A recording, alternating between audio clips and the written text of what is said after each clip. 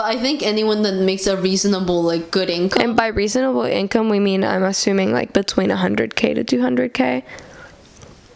No. I think it's like 70K. 70K? And that's like when they pay 45%? Like, I'm your host, Angie Michelle, with Barely Adulting, the no filter chat about our 20s. Find us on Spotify, YouTube, and follow Angie76, your host, on social media. Hello guys, welcome back to the pod. Today I have my friend who I've literally known for ages and who has lived everywhere in the freaking world, Tati. How long have we been friends for? Like, I think we're in year 10 right now. Probably on Loki, yeah, because it was like right after I moved here, so like a year into it, so 9 years. 10 years strong. Fun fact, her name is the same as my sister's name, so anytime she comes over, it's kind of confusing because I'm like saying the name, but they both hear their name. So Tati is from Colombia. She moved to the US when I was like 8. When she was like 8, and then when I was like 13, I moved to like England, and then when I was like 19, I moved back to the US, but different state. So essentially we moved when she was here in Texas. We went to the same junior high. Yes. She left right before we both graduated middle school or junior high, however you call it. Moved all the way to England. Went to a school in England. She went to a really nice school. Yeah. This girl was in a really just cool situation. Like, she's lived really interesting, what is it called? Like, life experiences. So she lived in London, and I remember when she lived there, she would FaceTime me all the time and tell me things. And then she moved back here because she's going to University of Florida. Yes. South Florida. So in Tampa, right? Yeah, there's so many. Sorry, I get confused. Yeah. Oh my gosh. I just moved once. And it's been a lot. So basically, today's podcast, sorry to keep talking, I guess, but we kind of wanted to talk about just like, we've moved. She's moved 3 times as much. And just change overall can be kind of hard to deal with, to say. Like change. Yeah, just change in general. And so we thought, why don't we make a podcast just talking about, having Tati share just a bunch about everything she went through, what were the big shocks when she moved anywhere, just how she's dealt with change, how she has managed to adapt to so many different cultures, what she's taken from them. And just honestly, I want to hear her perspective of you lived in the US and in Europe, 2 places totally different, but that a lot of people, especially our age, are always talking about how oh, I want to do that. And so yeah, I just want to hear what your thoughts are. Well, thank you for having me. So yeah, I'm so excited. She's my first guest. Yeah, I feel honored. Yes. Okay, so tell me, give me a synopsis of your story. Just pretty much when I was 8, we moved to Texas, and then that's when I met Angie. And when I came into the country, I know you spoke English fluently, right? Yeah. Okay, I sort didn't. of when we met. Yeah. Okay. No, because when I moved here, my parents paid for English classes back in Colombia, but I didn't pay attention. So when I came here, I was hi, bye, and that was my only 2 words for a month. And I think it's one of those situations the first big change for me here was just the language and the culture. I think Latin culture is very warm. Yeah. And then you kiss everybody on the cheek, this and that. But then obviously when I got here, you don't kiss everybody on the cheek. No. So I think it was the biggest main shock. Yeah, people definitely, it's a thing to learn. I think with American culture, there's that difference. But I have met a lot of warm people here as well. But I think physical touch is such a big thing, because now that I'm in college, and I think this is a Latina thing, where a lot of the times I'll be out with my friends, especially my guy friends. I'll see a Latino boy that I already know. I'll be hey, I'll kiss him on the cheek, and then so he leaves there oh my god, are you talking to him? Yeah. It's no, I was just greeting him. Yeah. I think the friendliness of Hispanic culture can come off as flirtiness. Can come off very wrong here for sure, and it's just you gotta adapt to it, I guess you could say. I think that's definitely one of the shocks. When I came, I had gone to a bilingual school back in Venezuela, and I had a basis of English, but it wasn't great either. According to the United States education system, my English was good enough to just go straight into school. And I was like, oh, you didn't do it because I did, but I did ESL.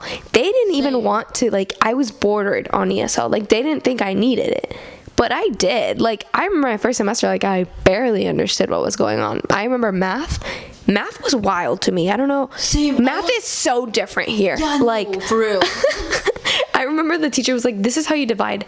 Oh, yeah, because, okay. Like, you guys have the division, like, the little L thing. Oh, no, you guys have it, like, the little... Yeah, we have it like this. You guys have it like this. Yeah. And we just, it's totally different. Like, the way... I don't even think I learned how to divide here. If I like write 100,000, it's like the little comma. Like, yes, you also use comma, like commas. We use dots for like thousands. Like 100,000s would have 100 dot, and then 3 zeros. And then for y'all, the period is a decimal point, but for us, comma is a decimal point. So it's just like, I don't freaking... So math was huge. I think that was the hardest because I had like the basis of English, but math, like, I sucked at math because my teachers didn't understand what the hell I was doing. Oh, my bad. I don't even care. They just did not understand what I was doing when I was dividing. And like, I was like, I don't know what to tell you. Like, that's how I learned. The answer is right. Like, it's there. You know. But I don't know. I think another big one for me was like school food. Like, so real. Like when I back in Colombia, like I'm pretty sure we went to very similar like schools. Yeah. We went to like private schools back there, and like my school lunches was like a proper school lunch. Like in my culture, respectfully, like wraps and sandwiches are not like, that's not lunch in our countries. So when I got here, I was like, what do you mean I'm getting pizza for lunch? Like, and it's disgusting too. Like, no, I think definitely there's a shock in the sense that, so like Tati, like you've been to like a private very nice school also in London. I also came from a private school back in Venezuela, and again, like, same idea. Like, our food was like pristine, like homemade type of food. Like, it was like a cafeteria, whole food. You move here, and I don't know, but I never had a single cafeteria meal. My mom would pack me lunch every single day, and like, bless her soul, like, I'm so grateful for her. It's weird though, because it's like the way that schooling works in America, I've noticed, is like, yeah, there's private schools, but it's not as common. Like, usually if you live in a nice area, you go to like a public school, and like, we live in a nice area, and the public school here, like, the food was not it for the song. I think it's definitely like public education. Like, we were like what's it called, like, lucky enough here that the district is really good. The extracurricular, like, everything about the schools are very good. I think just overall as like American school systems, like, that's just how the food is. And I know that sounds silly, but the food was definitely like, it's just wild to me sometimes. Well, and I actually heard that the reason it is the way it is, and like, it's kind of, I mean, I'm sorry guys, but like, it's not like yummy food in my opinion, but I heard that the reason why it's so weird sometimes, it's because they pack like in one meal, if that makes sense, like for lunch, they pack the nutrients that kids need for an entire day. Because obviously, like, in our schools, like, include calories, because no wonder you but the point behind it is that, like, obviously, like, in our schools, you know, it's like, generally speaking, a demographic that like goes home and has dinner and has breakfast in the mornings, but a lot of public schools don't have that, and so it's a way of like making sure kids are fed. Well, I feel like a lot of American, or like just a lot of kids here, and I could say this, I don't know about, like, I can't speak for like, because Europe is so like diverse, but I know like a lot of, like, I started noticing when I first moved here, like, a lot of American kids don't have breakfast. Yeah, they have Pop-Tarts. Pop-Tarts. I mean, like, now I'm not a big breakfast person. Yeah, don't get me wrong. Like, now I'm not a breakfast gal. Like, I'm in college, and if I have a smoothie, like, please, like, shake my hand and congratulate me. But, I grew up having, like, a proper, like, breakfast. So then, like, I was, like, talk to kids, and they'd be like, I had, like, a piece of toast or nothing. And I was like, wait, am I eating too much? Like, what's happening? And again, I think that's another difference, is a lot because in America, and this, I think, is just like a cultural thing. But in Latin America, if you are generally well off, you probably have help at home. Like, you probably have a nanny. You probably have like a lady who cooks and cleans for you guys. And so they'll get there at 6 a.m., cook for you. You know what I mean? Like, and so I think that's another difference. You know, like here, your parents, usually they're both working. Even if you're in a family that's well off, usually it's because both of your parents are working. And so they have to be in, you know, at work at like 7 or 8 a.m. Like, I feel like a lot of kids do have help, but it's not like having someone that cooks for you Not every day. It's not normal. No, Like, if you have someone who cleans your house here, it's definitely like maybe once a week, and once a week if you're lucky, you know, twice a month if you're fortunate enough. But it's definitely but not. having someone that cooks for you every day, and even in our country, That's how I grew up. It's not like normal. It definitely isn't. But if you're, but like if you are generally like. It's more easy to. Yeah, it's the same idea. You know, not everyone's going to get an education and be able to work in a profession in our countries, like in Latin America. But if your parents do, and they're generally like have a career, like you're probably going to enjoy a quality of life that I have yet to experience coming to the U.S. Like, goal is to someday have that here. But obviously, like, there's so much that goes on. Like, once you move here, like my family's gone through so much financially. Your family has moved, so it's another different type of like a lot that's happened, you know. What about England? I don't know much about there. So I know, but I don't. The cons, because I think okay, start with the cons or like what the shocks were, and then go with the pros, so we can end it on a high note. Okay, so can I just say, like, preference? I did not have the normal English experience in the sense that I did not go to an English school. If anyone's from England watching this, like, the way that like my parents like learned about the system, it was not it, and I think I always wanted to come back. So I did not want to do English school. So they sent me to an international school. So I did American system and like a mix of it, IB international system. Yes. So I did not go to English school. Let's just put that out there. Yes. So Okay. the English experience I had was like the international. Do they have public education there? Yeah, so that's the cool thing. Okay. Public school kind of works the same as here, but there's a lot more private schools, and private schools a lot more common. Common than public. Yeah, because being America, private schools usually like you're religious. Yeah, usually, unless you're like super rich and you're going to like a really fancy school, there's a lot more, and then that's not to say the public education is bad. It's not. Like if you get a nice area, it's good. But I think private school is, it's people go, and usually like there's like public versus private, yada yada. I think in Latin America for sure, like with us, it's very much like all about private schools. Like most people go to private schools, so fair enough. But okay, so the bad stuff, the weather. So it rains, and I learned that seasonal depression is a thing. So just imagining it, like the only like hot summers, like hot temperature we would have like in months would be like, I want to say like proper hot from like June to August. And then back by September, you would have to start wearing jackets again. Wow. And there was a thing where like every day, especially from November to like February, it gets dark at 5. It rains at least once a day. Gloomy gray. Like if you thought like sadness, if you were sad already in England, like you woke up, you look at the sky, you're more sad. Oh gosh. So I think it definitely affected me, because when I got there, I came from like Texas, where it's like it's super hot, and I was like, oh my god, like I got like, not to say like, oh, I suffer from depression, but I definitely seasonal depression. Seasonal I was literally talking about this in my last like like the last podcast I like recorded. I feel like I've just had like a continuous seasonal depression in the last 4 years. Like as soon as September hits, my motivation goes down. I think I'm just not out as much, so the sun's here in Texas, and that's here in Texas, so, you know. Angie in England, oh god. Yeah, so that's good to hear for sure. Okay, another thing, definitely have to say the cost of life. I think, okay, this is like controversial topics. I'm just kidding. I'm gonna like talk about it in like alcohol terms, like going out. Okay. Like for example, with like, oh yeah, by the way, because legal drinking age there is 18. It's 18. So when you would go out, like everywhere, but here, money you would spend on like drinks and going out, like it's like, I would say twice as much. Really? As if you go out in London, specifically the city, because there like it's so expensive. Like unless you like really like can afford it, like I would never buy a drink at a bar. Interesting. It's really expensive. Yeah. Like you pre. Yeah. Okay. And then let's go to taxes. Is that like a taxes? Oh my gosh. Okay. So taxes. I heard about this from her parents like literally yesterday. This can be a controversial take, because if you don't make much over there, then taxes are like not bad, low. But I think anyone that makes a reasonable like good income. And by reasonable income, we mean, I'm assuming like between 100K to 200K. No, I think it's like 70K. 70K, and that's like when they pay 45%. Can you search this up? Oh my gosh, yeah, we can.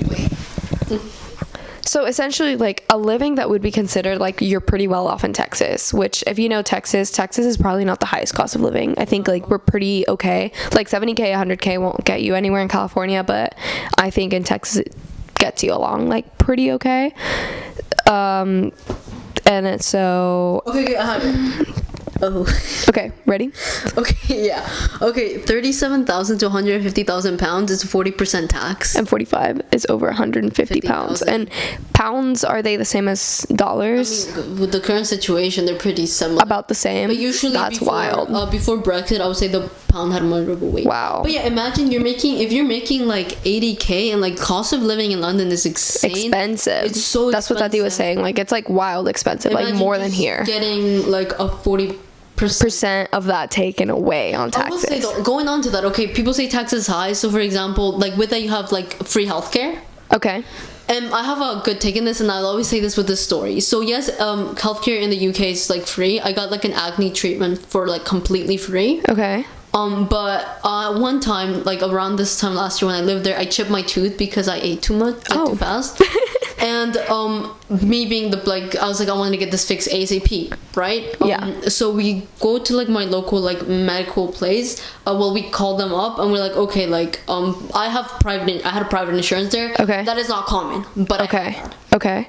So we looked at it and like through Is insurance required over there, like how it is in the US? well, it says it's free. It's not. Oh, it's like okay, yeah. We just had because we just did.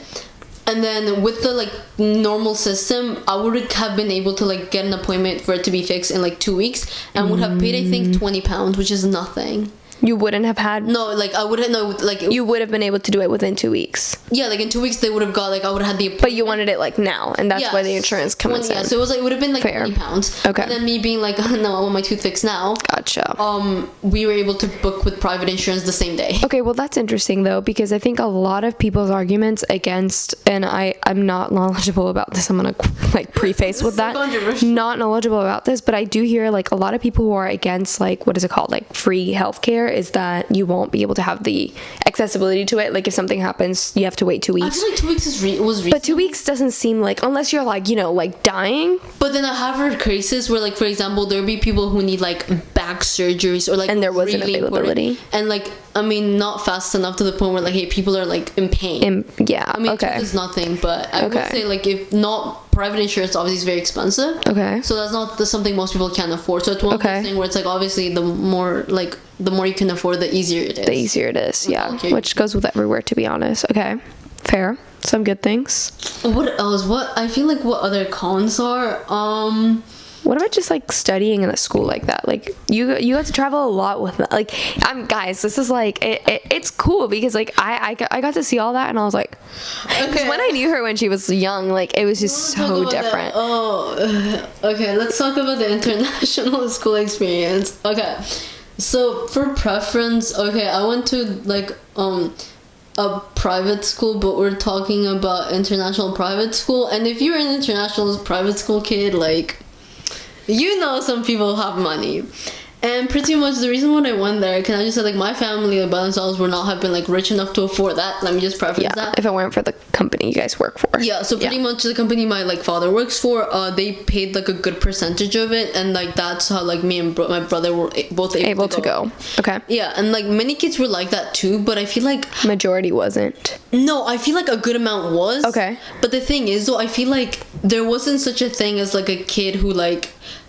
was like not like I would say that most kids here had at least traveled to 2 to 3 countries. Wow. Okay. All of them were at least bilingual because it's a national school. That's people who are used to moving.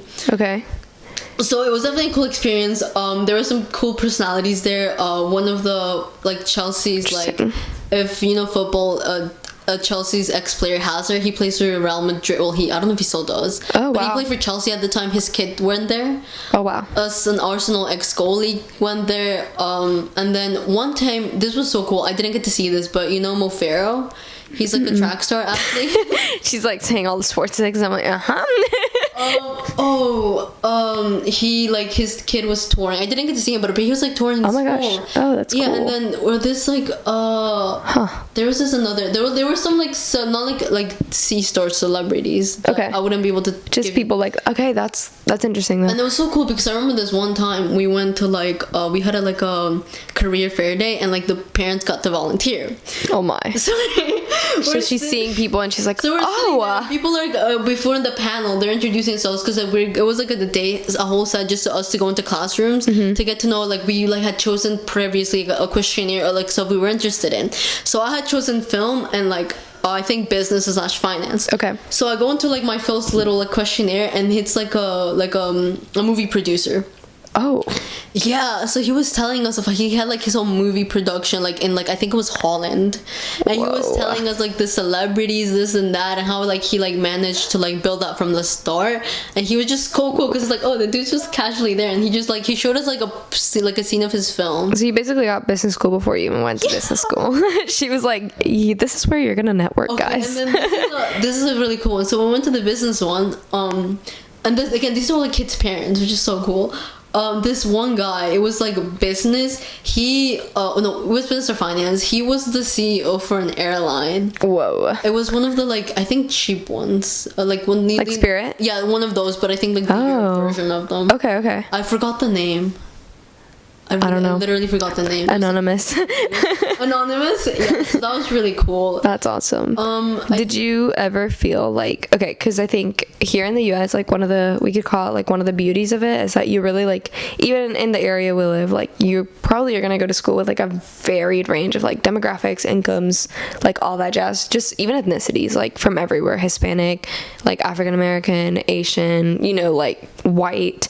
I feel like honestly white was almost like the minority when I was going to school, like at this point, because of how much like diversity we really had. So how did you feel like that was over there? I think that because it was international school, I think there was diversity in ethnicities, races, and just everything. Like, so I think you knew a kid from everywhere. I think it was 120 nationalities. Okay. So I got to meet someone from Greenland and Iceland. Like I had 2 classmates. Yeah. So that was amazing. I think the only thing that there wasn't obviously like a changing with like income, I think, because everybody like was in the same state. Yeah, like, kind of. Okay. So which was very interesting, and I going there, I was very much self-aware of it, but I didn't realize how much until I went to university here, and like I was like, wait, so like you're telling me most people are on student loans? Yeah. Like, and like I know that sounds so like stupid saying it, but can I just say that like that the whole topic of taking out student loans was never a topic of conversation in that school. Well, they have a trust fund, but, like I don't.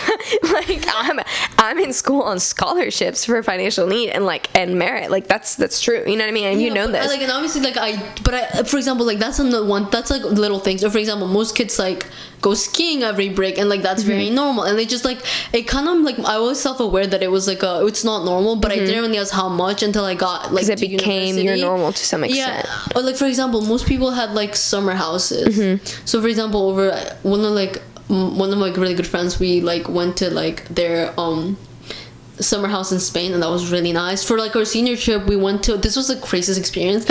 We went to Zante, Greece, a party island. Everyone went with their friends. They rented a villa. Oh my gosh. Like people like splurged there, and this one kid he like had 2 kids had yachts.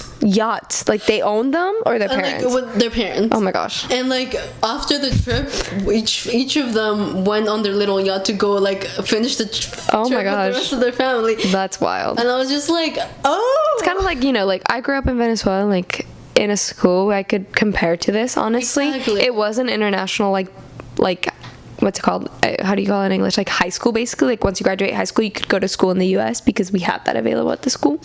So some of the people I went to school with, no, my parents, like we were well off. I'm not going to say we weren't. We're privileged. Back in Venezuela, I am in a different state now.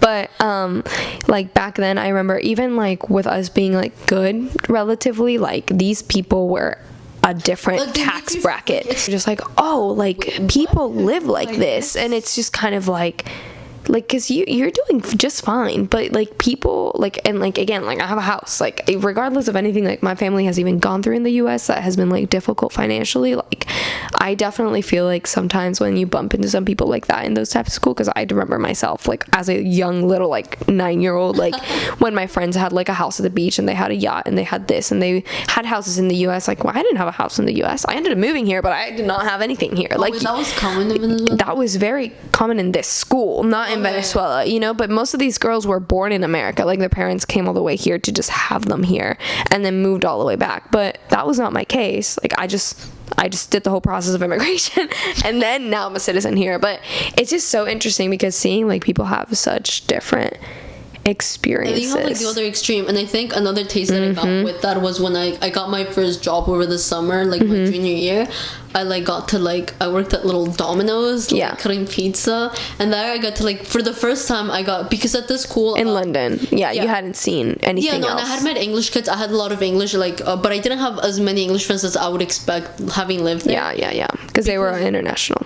Yeah, but I think this was the first time that I got to meet people my age that were English, and I kind of really got engraved into like the English culture, and I was like, wait, like this is like very interesting. And like one of the big differences I noticed is like, for example, like houses are super small, and that's like normal, but like your average house here would be considered a big house over there. 100%. This house is what, a big house over there? Yeah, this would be a big house in London.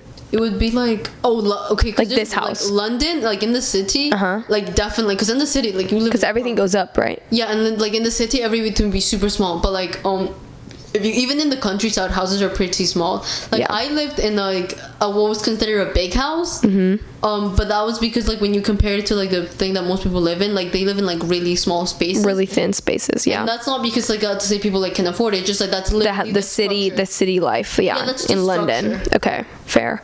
So and then Tati is now back in the US. She came all the way back. She's now in Florida. So she went from Texas to London to Florida. Very different places for so many reasons. But are you enjoying it? I think so. I think when I first got here, it was like, which was a year ago, it was like a shock.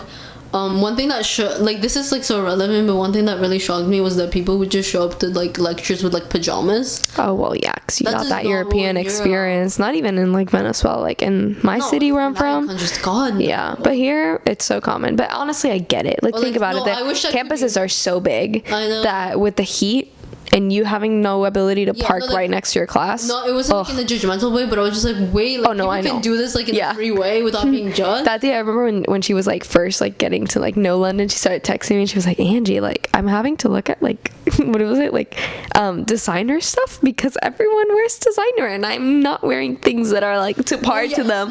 You witness of my fashion change. Because when we it was crazy. You like the change I saw in you in a positive way, but like in just like as you went through like London, it was like obviously she grew up, like she left here when you were like what, 10? 13. Okay, but still like you're 20 now, you know what I mean? Like come on, like I'm 20. You're basically 20. I'm 20, you're 19, but same thing. She's about to turn 20 in like 3 days, so fair enough. But okay, well, we definitely have so much more to talk about, but I feel like this is probably a good place to like finish it up for today. Different experiences are needed. I definitely feel like I think people need to move at least once in their life. Yeah. You need to get out there. Even if it's just like a different like... Especially even from America. I think this is a bubble sometimes. But I feel like even just moving in a different state or like even going to college. No, yeah. Like college was huge too for myself. That's people's first big change. Yeah. And I feel like if you can and it's smart to and like you're able leave to, the US. Definitely. If you're here. Or fine, like, look at somewhere else. A few hours away from you. Yeah. Travel. Just please get out and like just like learn. I'm mind blown sometimes because people literally don't comprehend what's going on outside of the US.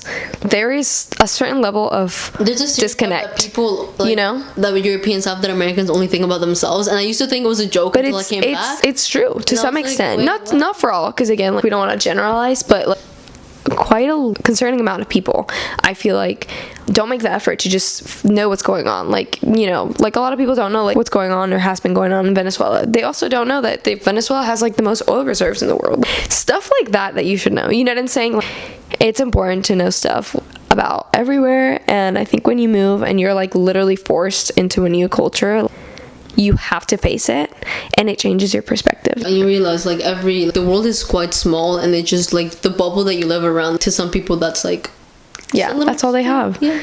But it's obviously like not everyone can do it, but even just listening to things like this, listening to people talk about stuff like this, I think it's so like eye-opening, and I think that's what it's all about, you know, like figuring out like what I learned from all these like big changes. Even just going to college for me was like revolutionary, like in a like scary way, but in a like I grew a ton and like matured a ton. We need to talk about that. Yeah.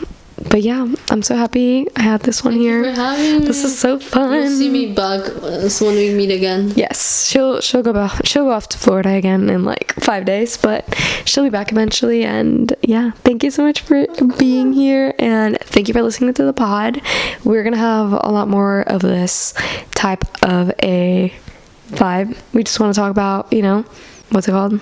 Just your outlets, just your experiences and how they shape you, and hopefully you can take something away from every single one of these. And yeah, thank you for coming. Of course. Bye guys. I hope y'all enjoyed. I'm your host, Angie Michelle, with Barely Adulting, the no filter chat about our 20s.